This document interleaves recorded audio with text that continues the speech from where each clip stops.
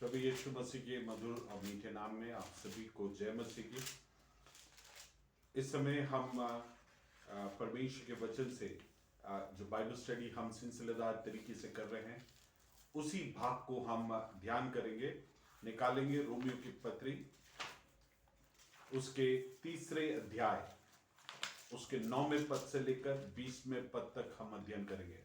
Romeo की पत्री 3 अध्याय उसके 9 से 20वें पद तक हम मनन करेंगे। मैं पुनः एक और बार सभी को ये कहना चाहता हूं कि आप सभी इस आयत को पढ़े, इस बाइबल स्टडी के बाद भी एक बार इस भाग को पढ़े और उसके बाद इसे सुनकर उसके अनुसार अपने जीवन को ढालने के लिए प्रयास करें।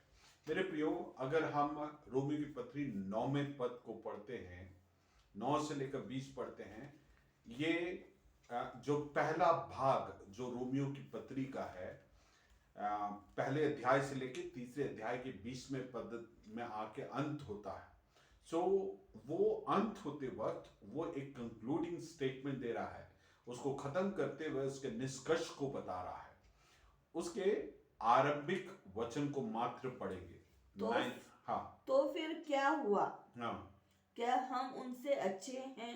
यहाँ पे कह रहे हैं क्या हम उनसे अच्छे हैं क्या? तो फिर क्या हुआ? मतलब वहां पे सेंटेंस का आरंभ नहीं हो रहा है। हमें ध्यान रखना है, रोमियो की पत्री 3 अध्याय के पहले वचन से लेकर 8वें वचन तक जो बातों को बताया है, उन बातों के आधार पर आगे की बातों को बता रहा है ना। हम अगर इस बात को अगर गौर से समझते हैं, रोमियो की पत्री 1 उसके 8 में हमने देखा कि यहूदियों को जो अपने आप को श्रेष्ठ समझते हैं, और पहले अध्याय और दूसरे अध्याय तीसरे अध्याय को हम ध्यान से पढ़ते हैं तो समझ में आता है, चाहे वो अन्य जाति है जो प्रभु के बिना है, जो प्रभु को जानता है, उसके पास वचन है, वो प्रभु के चुने हुए हैं, उनके निज जन होने के बावजूद सब के सब रोमियो 1:18 के आधार पर सबके सब परमेश्वर के सामने हम न्याय के सिंहासन के सामने खड़े होंगे। हमारे ऊपर दोष लगाया जाएगा। जिन बातों के लिए हम गुनाह किए हैं, उन बातों को परमेश्वर हमारे ऊपर उसके लिए परमेश्वर अपने न्याय को निश्चित तौर से करेगा।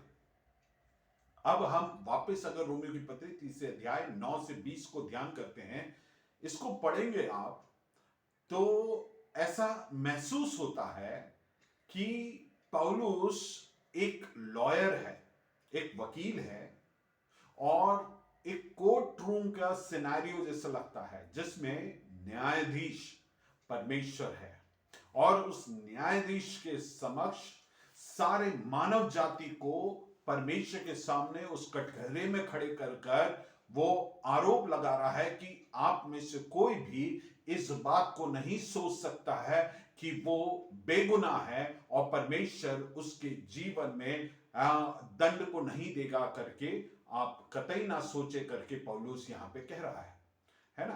तो ये बातों को हमें समझना है, और इसके आधार पर हम परमेश्वर के वचन को समझिए। मेरे प्रियो, यहां पे परमेश्वर जो है वो सर्वोपरि न्यायाधीश है। हम जानते हैं, अगर सेशन कोर्ट में कोई केस हम हार जाते हैं, लोग क्या करते हैं? हाई कोर्ट में अर्जी लगाते हैं। हाई कोर्ट में हार जाते हैं तो वो सुप्रीम कोर्ट में अर्जी लगाते हैं। लेकिन परमेश्वर का जो कोर्ट है सारे कोर्टों के ऊपर है, और उसके सामने कोई और अपील नहीं। अगर दंड की आज्ञा उसने अगर घोषणा कर दिया है, उसके बाद उसके आगे हम कहीं पर भी गुहार नहीं लगा सकते हैं, और उसका न्याय जो है वो उचित और न्याय में किया जाएगा, और उस न्याय और दोष का किसी भी प्रकार से उसको बदला नहीं जा सकता। इस बात को हर एक मनुष्य को समझाते हुए पौलुस लिख रहा है। मेरे प्रियो, इसमें एक बात जो हम देखते हैं, पौलुस क्या करता है, पुराने अगर आप 10वें पद से ध्यान से पढ़ते हैं, वहां पे वो पुराने नियम को कोट करता है ना। 10 से लेकर 17 अगर 18 तक अगर आप देखते हैं तो पुराने नियम को कोट करता है, जिससे वो क्या बताने की कोशिश कर रहा पौलुस। पौलुस बोलता है जिस आधार पर न्याय होगा और जिस आधार पर दंड दिया जाएगा, ये मेरे दिमाग का उपज नहीं है, ये मेरा सोच नहीं है, ये पुराने नियम में इसका उल्लेख है करके पौलुस बोल रहा है। जिसका मतलब है पौलुस का बोलने का अर्थ है कि ये एक नई बात नहीं है। इसका मैं जो बात बोल रहा हूं कि पुराने नियम को कोट करने का दो मुख्य कारण है। इसे अगर आप नोट करना चाहे तो ये आप नोट कर सकते हैं। इसका दो मुख्य कारण यह है कि एक, परमेश्वर के दास बताना चाहता है कि ये अभी का एक नया तरीका नहीं है, ये परमेश्वर पहले से इसे घोषित किया है, ये पहले से परमेश्वर के वचन में ये उपलब्ध है। दूसरी बात, इसका बोलने का अर्थ है कि जो परमेश्वर है वो इन सारी बातों का सुप्रीम अथॉरिटी है, सबसे बड़े जो अथॉरिटी है वो परमेश्वर है करके बता रहा है। दो बातें, एक, ये पहले से परमेश्वर के वचन में दिया गया है, ये पौलुस के द्वारा खोजा गया नहीं है, वरन ये पहले से है। दूसरी बात, उसका बोलने का आधार है कि मैं बोल तो रहा हूं लेकिन इसका जो स्रोत है वो परमेश्वर है। सो हमें हमारे जीवनों में इन बातों का ध्यान हमारे जीवन में निरंतर रखे कि ये जब पौलुस इस बात को कोट कर रहा है पुराने नियम से, ये दोनों बातें हमारे जहन में आने पाए। Praise the Lord. हम इस बात को हम अपने मन में रखें कि परमेश्वर हमारे जीवनों में न्याय करने के लिए हमारे सामने अधिनियमों को लेके आएगा। आप अगर कोर्ट में गए हैं, कोर्ट में जो वकील होता है बोलेंगे फलाना धारा के अनुसार। सो पौलुस यहाँ पे जो पुराने नियम से कोट कर रहा है वो न्याय के किताब से निकाल के दिखा रहा है कि जो तुम्हारे ऊपर गुनाह है वो इस आधार पर तय किया जा रहा है, स्थापित किया जा रहा है। इस वचन के अनुसार हम सब गुनहगार हैं, ये बोलने का अर्थ है। अब हम 9वें पद को सबसे पहले पढ़ेंगे। हाँ, तो फिर क्या हुआ? हाँ, क्या हम उनसे अच्छे हैं? हाँ, कभी नहीं। हाँ, क्योंकि हम यहूदियों और तो यहाँ पे हम देखते हैं वो पूछता है कि क्या हम अच्छे हैं क्या। मैंने जो एक बात मैं बताना भूल गया वो अभी बता दूं। मैं सबसे पहले आप नोट कर सकते हैं कि हमारे आज का बाइबल स्टडी को 3 भागों में बांटा जा रहा है। अर्थात 9th वर्स, 9वें पद को, वहां पे पौलुस क्या कर रहा है, उनके ऊपर इल्जाम लगा रहा है। Paul is making the charge on all the humanity, हर एक मानव जाति के ऊपर, उनके ऊपर जो दोष है या इल्जाम लगाना जाना है वो लगाया जा रहा है। ये पहला। दूसरा, जो हम वाक्य 10 से लेकर 18 में देखते हैं वो है कि उस न्यायाधीश अर्थात परमेश्वर के सामने मुकदमे को प्रस्तुत कर रहा है। Paul is presenting his case before the God the judge, है ना। 10 से 18 में मुकदमे को प्रस्तुत कर रहा है। तीसरा, जो 19वें पद से लेकर 20वें पद में है, उनके ऊपर, मानव जाति के ऊपर जो दोष लगाए जाना है, जो दोष है या दंड है, उसका घोषणा किया जा रहा है। ठीक है, ये 3 भागों में हम देखेंगे। ठीक है, अब जैसे मैंने बताया ये सब कुछ परमेश्वर की उपस्थिति में जो न्याय होगा, चाहे वो यहूदी हो या गैर यहूदी। पौलुस क्या कर रहा है, पूरे मानव जाति को 2 भाग में बांट रहे हैं, है ना, 2 कैटेगरी में बांट रहे, एक यहूदी और गैर यहूदी, यहूदी और यूनानी। इससे तात्पर्य यह है कि पूरे मानव जाति को वो इसमें, इस कैटेगरी में बांध रहा है और कह रहा है कि हमारे ऊपर जो दंड की आज्ञा होगा, जो केस दर्ज किया जाएगा और लड़ा जाएगा और स्थापित किया जाएगा, वो बिना बुनियाद पर नहीं होगा, ठोस आधार पर होगा और वो हमारे ऊपर, जो पौलुस कह रहा है, हमारे ऊपर जो दंड की आज्ञा है उसे स्पष्ट कर रहा है।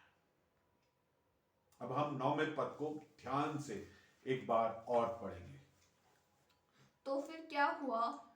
क्या पहली बात वो पूछता है, तो फिर क्या हुआ, 8वें पद के आधार पर, है ना। पौलुस, हमने पिछले हफ्ते देखा कि एक काल्पनिक या जो पौलुस के वचन को पढ़ते हैं, वो वचन पढ़ने के बाद जब वो खतने के विरोध में बोल रहा है, यहूदी होने के, लाभ ना होने के, उसके बावजूद अगर हम परमेश्वर के वचन का पालन नहीं करते हैं तो खतने का कोई मतलब नहीं है, यहूदी होने का कोई मतलब नहीं है। उन वचनों को पढ़ने के पश्चात जब वो इस प्रश्न को पूछ रहा है, फिर क्या लाभ है, अगर उस आधार पर उनके जो प्रश्न हैं, जब तीसरे पद को पहले पद से हम पढ़ के आते हैं तो हम जानते हैं वहां पे पौलुस बोलता है कि उनके लाभ, उनके जीवन में जो लाभ है उसको गिनाता है, और लाभ गिनाने के बाद बोलता है तो फिर क्या हुआ। अब उनसे एक प्रश्न पूछ रहा है, ये सब तुम्हारे जीवन में लाभ है, ये तुम यहूदी हो, तुम्हारे पास वचन है, तुम्हारा खतना हुआ, तो फिर क्या। दूसरे शब्दों में वो कर क्या रहा है, उनसे बोल रहा है कि हमने ये स्थापित कर चुके हैं कि यहूदी और गैर यहूदी दोनों ही गुनहगार हैं, और इसलिए 9वें पद के दूसरे भाग में क्या कहता है, क्या हम उनसे अच्छे हैं, है ना। Are we better than they, यही लिखा है ना। यहां पे जो हम शब्द है, इससे पौलुस किसको बोल रहा है, हम।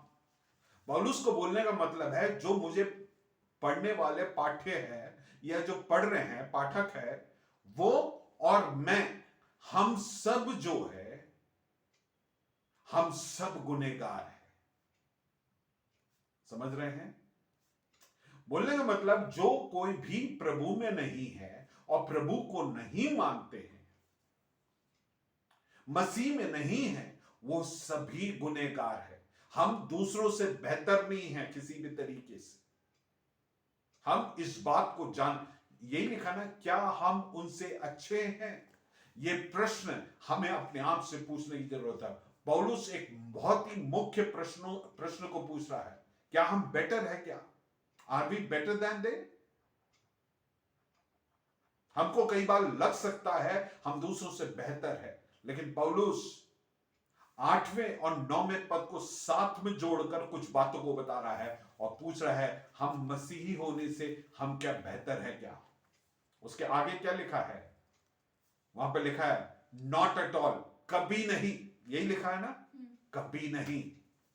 मेरे प्रियो, इस बात को हमको अपने जहन में बिठाए रखना है, हम दूसरों से बेहतर है या हम उचित है या हम उम्दा है, ये कभी ना सोचे। हम जो कुछ भी है, हम मसीही लोग हैं, वो होने का कारण परमेश्वर का अनुग्रह है, और मात्र अनुग्रह मात्र है। हमें कोई विशेषता नहीं है, कोई खूबी नहीं है। इसलिए हम परमेश्वर की उपस्थिति में जब भी आते हैं, बड़े नम्रता के साथ आए, परमेश्वर को धन्यवाद देते हुए, धन्यवादी हृदय के साथ परमेश्वर के समक्ष आए। हम जो कुछ भी है परमेश्वर के दया के कारण है मेरे प्रिय। अब 9वें पद का उसके आगे का शेष भाग को पढ़ेंगे। क्योंकि हम यहूदियों और यूनानियों दोनों पर यह दोष लगा चुका है, कि चुके हैं कि वे सब के सब पाप के वश में हैं। अब अगली बात हमें गौर करना है, हम सब पाप के वश में हैं, है ना। सो यहां पे यहूदी और गैर यहूदी, है ना, या यूनानी, दोनों, ये दो कैटेगरी यहां पे बताकर ये स्पष्ट कर रहा है, यहूदी और गैर यहूदी दोनों पर ये दोष लगा चुके हैं। कहां पे लगाए हैं, पहले और दूसरे अध्याय और तीसरे अध्याय के आरंभिक भाग में ये स्थापित कर दिया है, दोनों गुनहगार है।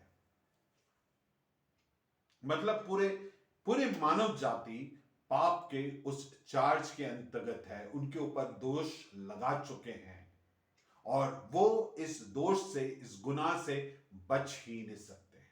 और अंत में लाके क्या बोल के अंत कर रहे हैं? सब पाप, सब ध्यान दिए, सब पाप के वश में है। जो पाप के वश में जो शब्द है हिपोहमाटिया, उसका अर्थ है टू बी एनस्लेव्ड, किसी के बंदी, मजदूर बनना या गुलाम बनना। बोलने का मतलब है तुम पाप के वश में है, उससे अर्थ ये है तू उसमें जकड़े गए हो, उसके पूरे नियंत्रण में हो, शिकंजे में हो।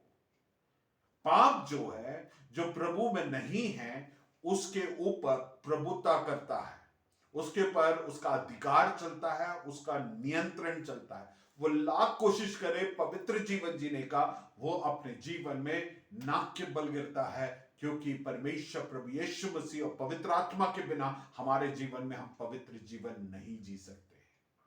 इस बात को समझने की जरूरत है। और सबने पाप किया है, जो कोई भी जन्म लिया है सबने पाप किया है और सब इस पाप के वश में है। अगर पाप के वश में सब है और तो फिर सबको परमेश्वर का प्रभु यीशु मसीह के द्वारा उद्धार की जरूरत है मेरे प्रिय। इसलिए रोमियो की पत्री उसके 3 अध्याय उसके 23वें पद में इसी बात को एक और बात दोहराया गया है। जैसे हम पढ़ते हैं, इसलिए कि सबने पाप की है और परमेश्वर की महिमा से रहित है ना। So all have sinned and fall short of the glory of God. ये हम सबके जीवन में पाप हमारे जीवन में होने से और प्रभु यीशु मसीह से दूर होने से हमारे जीवन में ये एक डिसएडवांटेज या हमारे जीवन में एक सबसे बड़ी घाटा जो है, हम पाप के वश में हैं और पाप के वश में हैं तो अनंत दंड के लिए हम हकदार होंगे।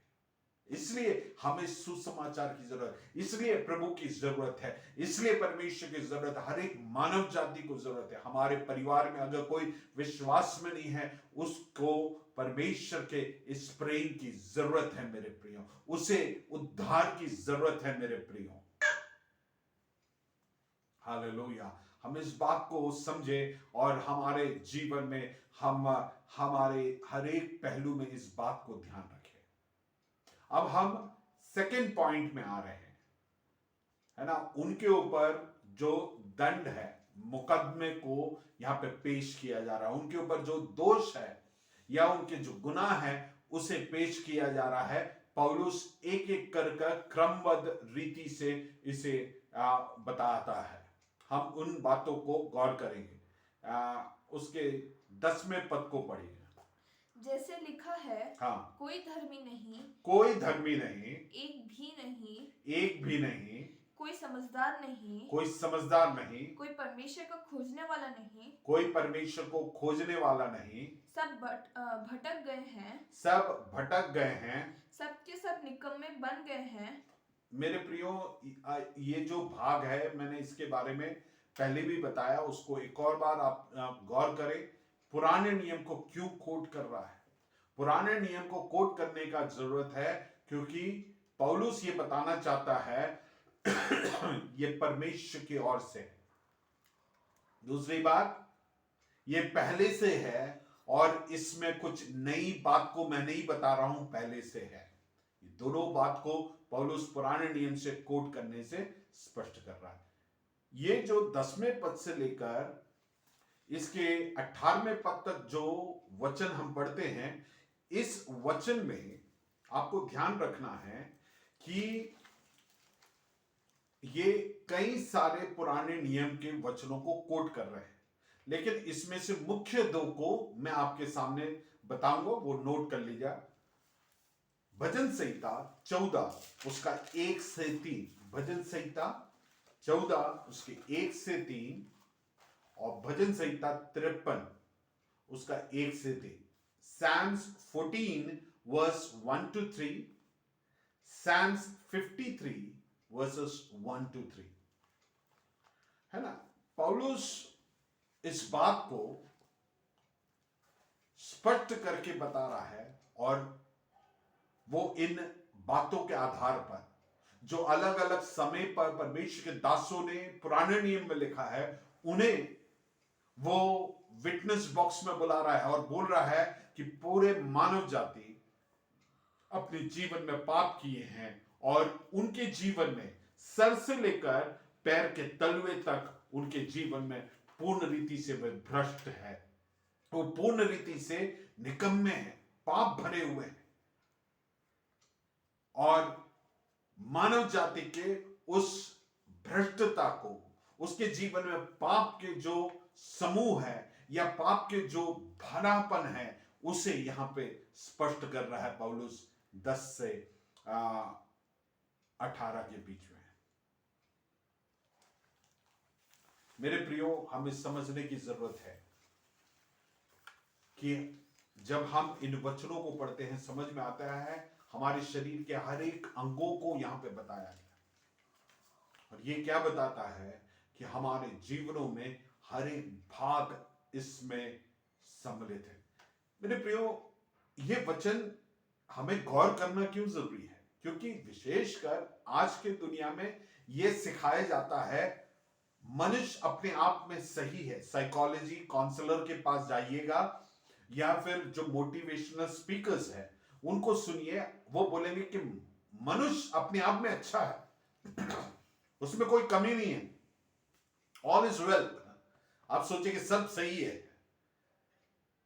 मेरे प्रियो, मनुष्य अपने आप में पाप से भरा है और वो पाप के इस गुनाह से, गिल्ट से भाग नहीं सकता है। और मेरे प्रियो, मनुष्य के हर एक भाग में, उसके लाइफस्टाइल में इन सब पाप के असर को दिखाई देता है। हम वो कुछ लोग जैसे हिटलर जैसे लोग शायद पाप में वो बहुत बड़े पापी हो सकते हैं, बड़े बड़े गलत काम किए होंगे, लेकिन कोई भी नहीं है जो हम बोलते हैं मैं तो उससे अच्छा हूं, तुमको लग रहा है, लेकिन हम सब पापी हैं और हम सब गुनहगार हैं। हमारे जीवन के हर एक भाग उसमें सम्मिलित है, उस पाप के परिस्थिति में हमारे जीवन में सम्मिलित है। मेरे प्रियो, हम मनुष्यों का जो हालत है, हम मनुष्यों का जो कंडीशन है, वो हमारे जीवन के हर एक भागों को यहाँ पे बताते हुए परमेश्वर दास इसे स्पष्ट करता है ना। 11वें पद को पढ़ेंगे हम, 11वें पद को पढ़ेंगे। कोई समझदार नहीं। पहली बात बोलता है कोई समझदार नहीं है, जो हमारे माइंड के बारे में, मन के बारे में बताता है।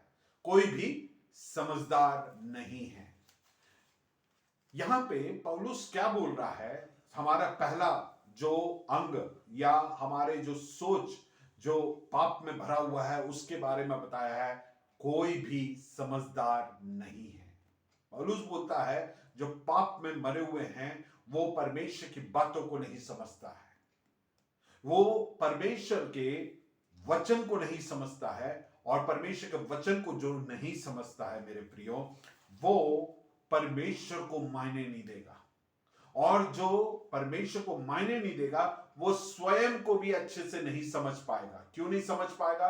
जब स्वयं को नहीं समझेगा, उसको गुनाह उसके जीवन में है करके नहीं समझेगा, तब तक उसको नहीं समझ में आएगा कि उसको परमेश्वर की जरूरत। आप समझ रहे हैं ना? कंफ्यूज तो नहीं हुए, है ना? बोलने का मतलब है हमारा कोई भी समझदार नहीं है। हम समझदार होते तो परमेश्वर को मानते, परमेश्वर के भाई मानते, हम पापी है करके समझ पाते। हमने समझा। ये मैं जब हम बोल रहे हैं, हम मानव जाति के बारे में बोल रहे हैं। परमेश्वर ने ये हमारे जीवन में बड़ी सौभाग्य दिया कि हम समझ पाए।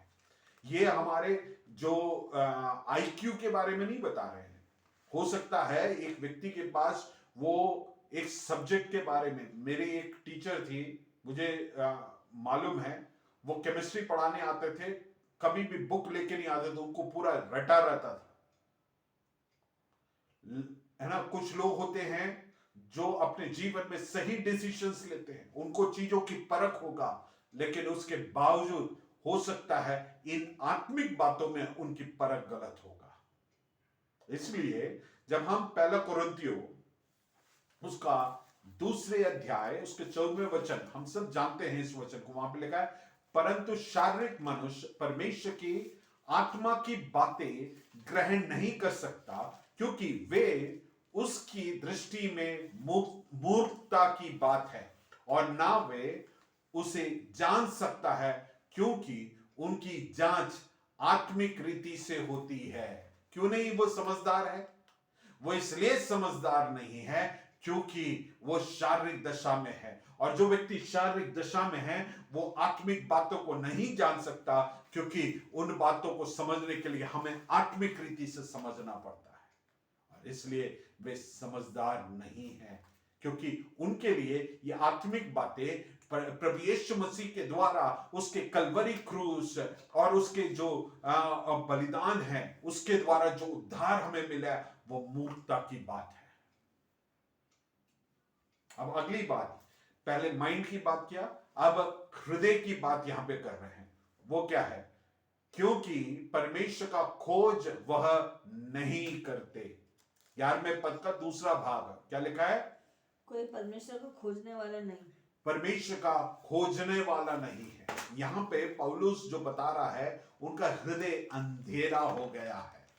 निकालेंगे 2 कुरिन्थियों 4 उसके 4, वहां पे लिखा है, इस पृथ्वी, पढ़िए 2 कुरिन्थियों उसके 4थे अध्याय उसका 4था वचन। और उन अविश्वासियों के लिए हाँ, जिनकी बुद्धि इस संसार के ईश्वर ने अंधी कर दी है, उनके बुद्धि को या मन को अंधी कर दी है, उनका हार्ट को अंधा कर दिया, ताकि मसीह जो परमेश्वर का प्रतिरूप है, हाँ, उसके तेजोमय सुसमाचार का प्रकाश उन पर ना चमके। तो क्या हो गया? कोई भी तो तेजोमय नहीं होने के कारण क्या हो गया? उनके मन की आंखें अंधी हो गया, उसके कारण वो परमेश्वर को खोजते नहीं है। ये उनके ऊपर दूसरा आरोप या दूसरा जो उनके ऊपर गुनाह स्थापित कर रहा है पौलुस वचन के आधार पर। अब तीसरी बात को देखिएगा, है ना, 12वें पद को, सब भटक गए हैं, सब भटक गए हैं। ये जो पहला पॉइंट है वो हमारे मन और हृदय के विषय में बोला। अब दूसरा जो है वो हमारे जो विल है, चुनाव के विषय में, चुनावों में हमने गलत करके हमने परमेश्वर के सामने गुनहगार हुए हैं। दूसरा है 12वें पद में, हमारे चुनाव के चलते हम गुनहगार हुए हैं। यहां पे भटक गए हैं, उसके लिए जो शब्द इस्तेमाल हुआ है यूनानी भाषा में, उसका अर्थ यूं है कि हम जो सही रास्ता है वहां से हम भटकना या डिविएट होने के बारे में लिखा है। क्या होता है? जो भी व्यक्ति पाप में जीता है और अनकन्वर्टेड है, जो प्रभु में नहीं है, उसका रास्ता निश्चित तौर से परमेश्वर से अलग होगा। वो निश्चित तौर से परमेश्वर के विरोध में चलेगा। इसी के विषय में प्रभु यीशु मसीह मत्ती रचित सुसमाचार उसके 7वें अध्याय उसके 13वें वचन में लिखा है कि एक चौड़ा रास्ता है जो विनाश की ओर जा रहा है। जो व्यक्ति प्रभु में नहीं है उसका लाजमी है कि निश्चित है कि परमेश्वर के रास्ते से वो भटक कर पाप के रास्ते में जाएगा और उसके जीवन का वो रास्ता गलत दिशा में निश्चित तौर से लेके जाएगा और वो प्रभु से निश्चित तौर से दूर ही जाएगा। और हम जब इस वचन को आगे पढ़ते हैं, यदि मनुष्य सारे जगत, हम मत्ती रचित सुसमाचार में 16वें अध्याय में लिखा है, यदि मनुष्य सारे जगत को प्राप्त कर ले और अपने प्राण की हानि उठाए तो उसको क्या लाभ होगा। मेरे प्रिय, इस बात को हमें सोचने की जरूरत है, समझने की जरूरत है कि हम कई बार ये समझते नहीं हैं पाप का हमारे ऊपर कितना बड़ा असर हो सकता है। हमारे जीवन में सारे चुनाव सही होंगे, लेकिन हमारा परमेश्वर से संबंध उचित नहीं है, वो व्यक्ति निश्चित तौर से गलत ही डिसीजन लेगा, चाहे उसके परिवार के मामले में हो, चाहे अन्य बात हो, सभी बातों में वो गलत ही करेगा। और इसलिए यहां पे बताया गया है हम इस दुनिया की बातों के लिए अपने चुनावों को, अपने प्राथमिकता को बनाते हैं, लेकिन यहां पे स्पष्ट करता है प्रभु यीशु मसीह, यदि मनुष्य सारे जगत को प्राप्त करे और अपने प्राण की हानि उठाए तो उसे क्या लाभ होगा। दुनिया के नजर में तो सब ठीक है, लेकिन जो पाप में जीते हैं उसके डिसीजंस गलत ही होंगे और वो अनंत विनाश की ओर जा रहा है। अब आगे पढ़ेंगे, 12वें पद को आगे पढ़ें। सबके सब निकम्मे बन गए हैं, together they have become useless. जब हम गलत डिसीजन लेते हैं, गलत निर्णयों को लेते हैं, क्या हो जाता है, हमारे जीवन, हमारे हर एक बात यूजलेस हो जाता है, कोई अर्थ नहीं है। हमने अभी थोड़ी देर ऊपर, थोड़ा सा ऊपर हमने वही वचन को पढ़ा, क्या लाभ है।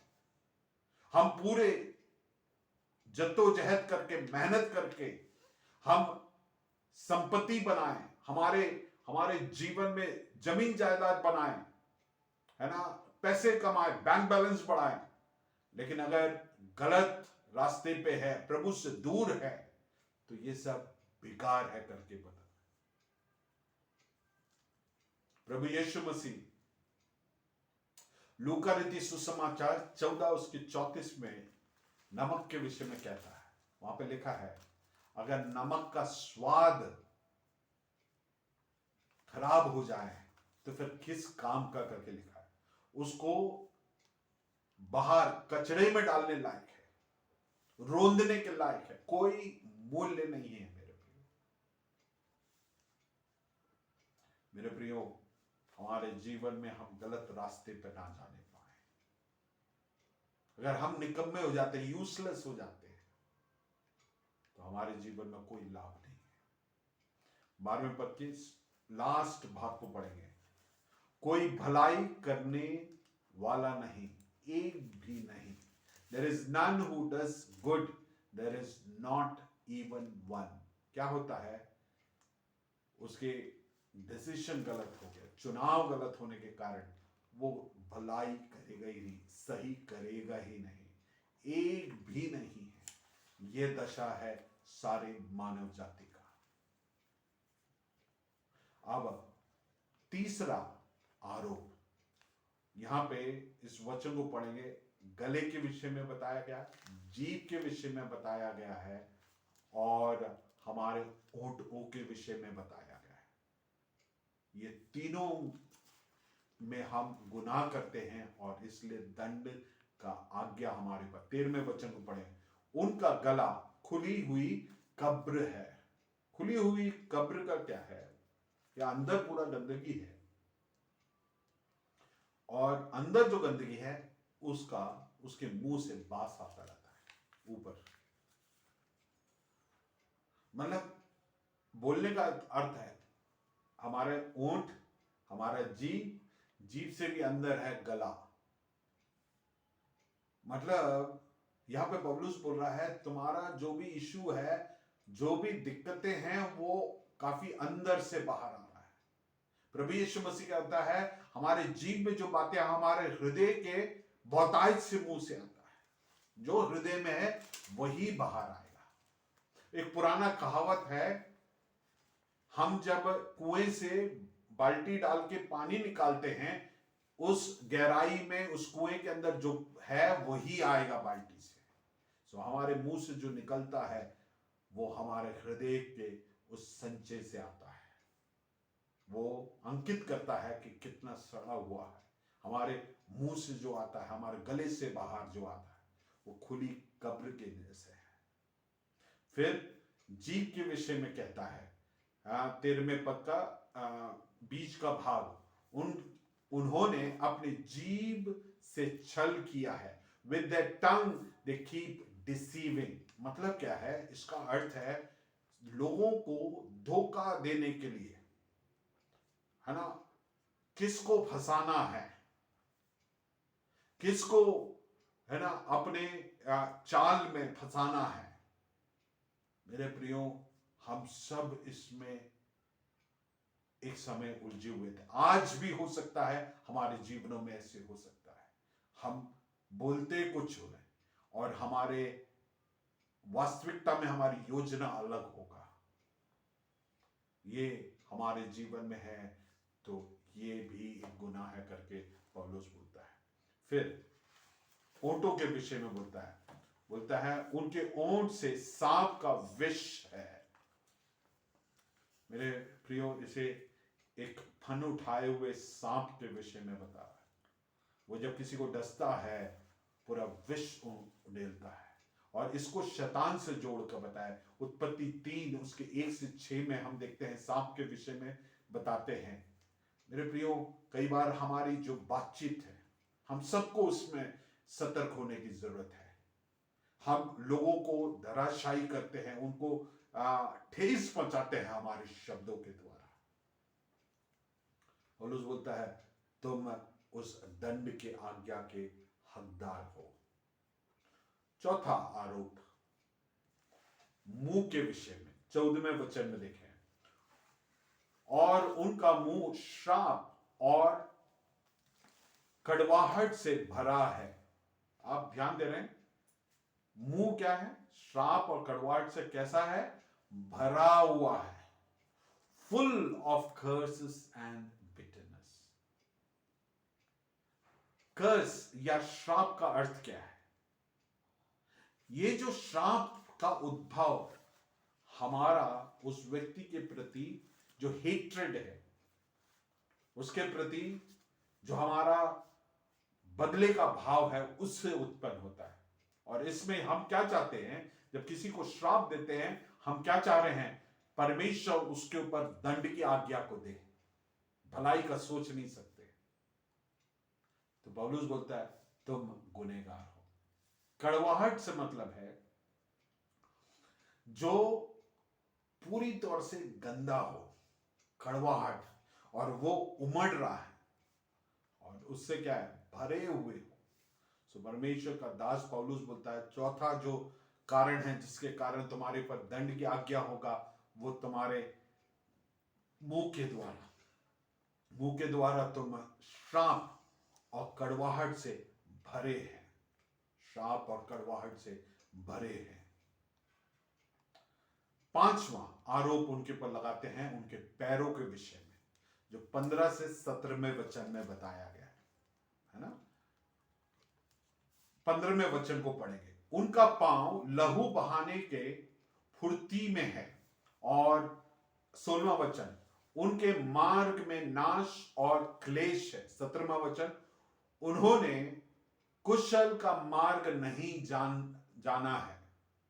तीनों बातों में पैर के विषय में, हम मार्गों से पैर से जाते हैं, है ना। और हम इनके विषय में देखते हैं, पौलुस बोलता है तुम्हारा पैर जो है गलत कामों को करने के लिए है। हम बोलेंगे हमने तो कभी किसी का लहू नहीं बहाया है। मत्ती 5 उसका 21 और 22 कहता है हमारा जो क्रोध है वो मर्डर के बराबर है, किसी का हत्या करने का बराबर है। मेरे प्रियो, हमारे जीवनों में ये पाप, अशुद्धता हमारे जीवन में है।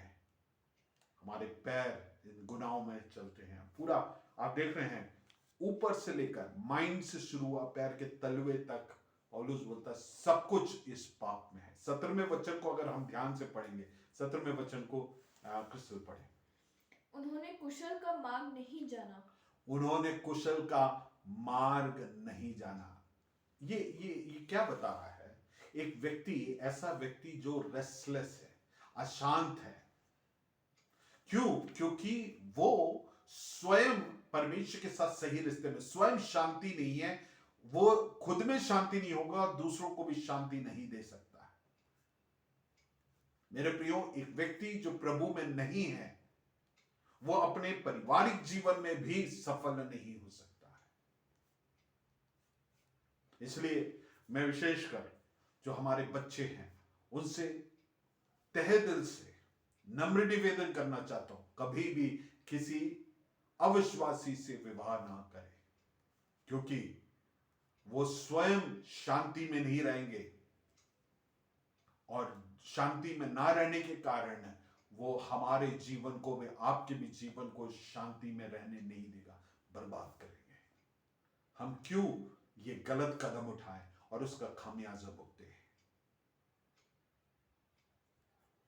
इसलिए एक प्रभु में वास्तविकता में जो परमेश्वर के प्रभु यीशु मसीह के द्वारा और आत्मा के अनुसार चलने वाले एक व्यक्ति से आप विवाह करें। दुनिया में बहुत सारे अट्रैक्शंस दिखेंगे, सही बॉडी, सही फीचर्स, रंग रूप, पढ़ाई, समझदारी सब दिखेगा, फिर भी अगर कोई प्रभु में नहीं है उससे विवाह नहीं करना है मेरे प्रियो। क्योंकि क्या है, जो प्रभु में नहीं है वो अशांत है। ऊपरी तौर से बहुत कुछ अच्छे दिखाएंगे, लेकिन करीब में जाएंगे तो समझ में आएगा कि कुछ भी सही नहीं है।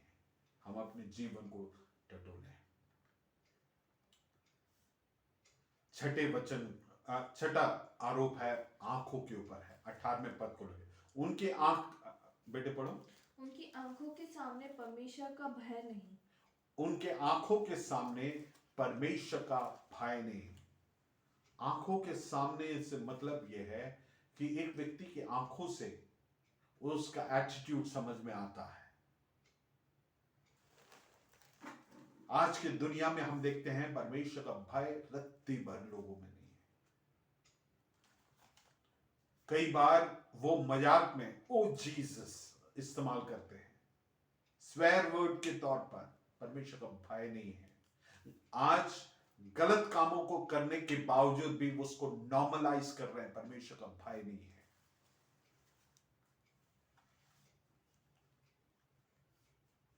और चूंकि वो परमेश्वर का भय भी मानते हैं, इसलिए वो इस बात के बारे में बोधवान नहीं है कि परमेश्वर एक समय आएगा जब न्याय को करेगा। मेरे प्रियो, है ना, मैंने जैसे बताया उनके आंखों के सामने परमेश्वर का भय नहीं है। मतलब क्या है, उनके जीवन से सरोकार रखने किसी भी बात में उनके जीवन में भय नहीं है। उनका जो वर्ल्ड व्यू है, उनका जो सोच है, दृष्टिकोण है, उसमें परमेश्वर का भय नहीं है। उनके पर्सपेक्टिव में परमेश्वर का भय नहीं है।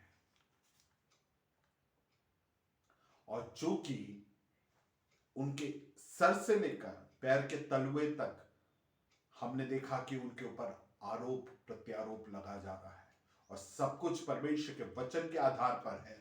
और चूंकि परमेश्वर के वचन के आधार पर है, वो कभी भी ये जो परमेश्वर आरोप लगा रहा है, ये दंड की आज्ञा दे रहा है, वो हटा नहीं सकते हैं। कहीं हम गुहार नहीं लड़, it is the supreme court, there is no appeal after that. उसके बाद 19वें और 20वें पद में पौलुस क्या कर रहा है, यहां पे उनके ऊपर जो दंड की आज्ञा है उसको यहां पे स्पष्ट कर रहा। पढ़े बेटे। हम जानते हैं कि व्यवस्था जो कुछ कहती है उन्हीं से कहती है जो व्यवस्था के अधीन है। तो यहाँ पे बता रहे हैं सब अकाउंटेबल है करके, सभी परमेश्वर के समक्ष उस व्यवस्था के अधीन होकर हमारे ऊपर परमेश्वर का दंड की आज्ञा स्पष्ट किया जा रहा है।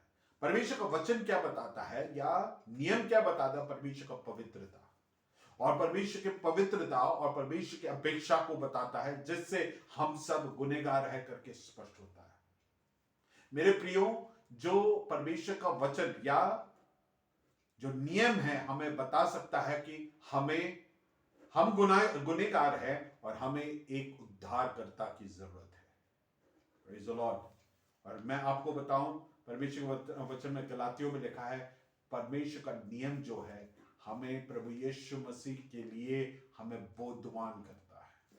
19वें पद का बीच का भाग हम पढ़ेंगे, इसलिए कि हर एक मुंह बंद किया जाएगा, अर्थात हम सब निरुत्तर होंगे, है ना, हम सब निरुत्तर होंगे।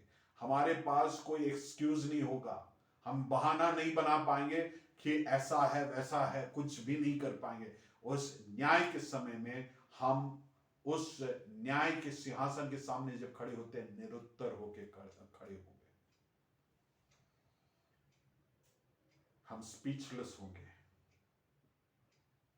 है ना। इसलिए हर एक मनुष्य को प्रभु यीशु मसीह की जरूरत है। अंतिम भाग को, और सारा संसार परमेश्वर के दंड के योग्य ठहरेंगे। सारा संसार जो प्रभु में नहीं है, वो सारा संसार परमेश्वर के सामने उस दंड की आज्ञा के लायक होंगे। 20वें पद को पढ़ेंगे, 20वें पद को पढ़ेंगे हम। क्योंकि व्यवस्था के कामों से कोई प्राणी उसके सामने धर्मी नहीं ठहरेगा। मतलब क्या है? कामों से कोई प्राणी परमेश्वर के सामने धर्मी नहीं ठहरेगा। मतलब क्या है? तुम न्याय जानते हो, वचन जानते हो, तो स्वयं से अपने आप को उद्धार नहीं दिला सकते। हमें प्रभु यीशु मसीह की जरूरत है ना। हम अपने कामों के द्वारा कभी भी उद्धार नहीं पा सकते। एक और पढ़ना बेटे 20वें पद को। क्योंकि व्यवस्था के कामों से कोई प्राणी उसके सामने धर्मी नहीं ठहरेगा। क्यों नहीं ठहरेगा? उसका आगे बताया। हाँ? इसलिए कि व्यवस्था के द्वारा हाँ, पाप की पहचान होती है। व्यवस्था के द्वारा पाप की पहचान होता है। हम खुद से धर्मी नहीं ठहरा सकते हैं।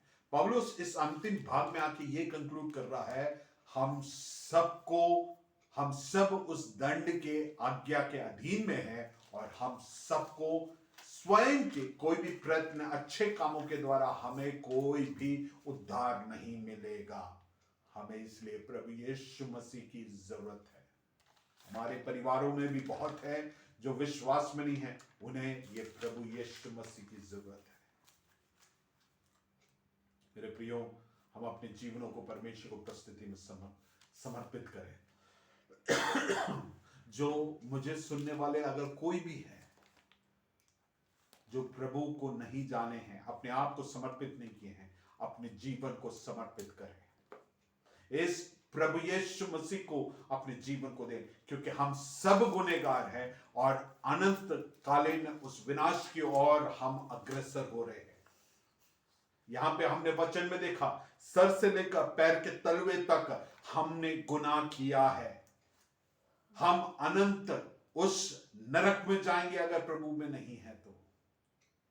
और हम सभी को पुनः उस उद्धार की अवस्था में नए जन्म को प्राप्त करने की जरूरत है। तभी ही हम प्रभु में पाए जाएंगे। दूसरा, अगर आप मुझे सुनने वाले, अगर आप विश्वासी हैं, हमको परमेश्वर ने ये उद्धार दिया है, उस मृत्यु दंड से, अनंत विनाश से बचाया है, बड़े नम्रता के साथ परमेश्वर की उपस्थिति में धन्यवाद करें और अपने जीवन को बड़े सतर्कता के साथ परमेश्वर के प्रति बड़े भय और भक्ति के साथ जिए। ढिठाई के साथ नहीं, सब चलता करके नहीं, बड़े गंभीरता के साथ हम अपने जीवन को जिए, क्योंकि परमेश्वर का आगमन कब होगा हमें नहीं मालूम। हमारा मृत्यु कब होगा हमें नहीं मालूम। हम मृत्यु से नहीं डरते हैं, क्योंकि मृत्यु का डंक को परमेश्वर प्रभु यीशु मसीह ने कलवरी क्रूस पे खत्म किया है। हम जो विश्वासी हैं, हम मृत्यु से नहीं डरते हैं। हम प्रभु में हैं तो हम मरने से हमें लाभ है मेरे प्रिय। इसलिए हम अपने जीवन को नम्रता में, भय और भक्ति में जिए। आइए हम प्रार्थना करके अंत करेंगे।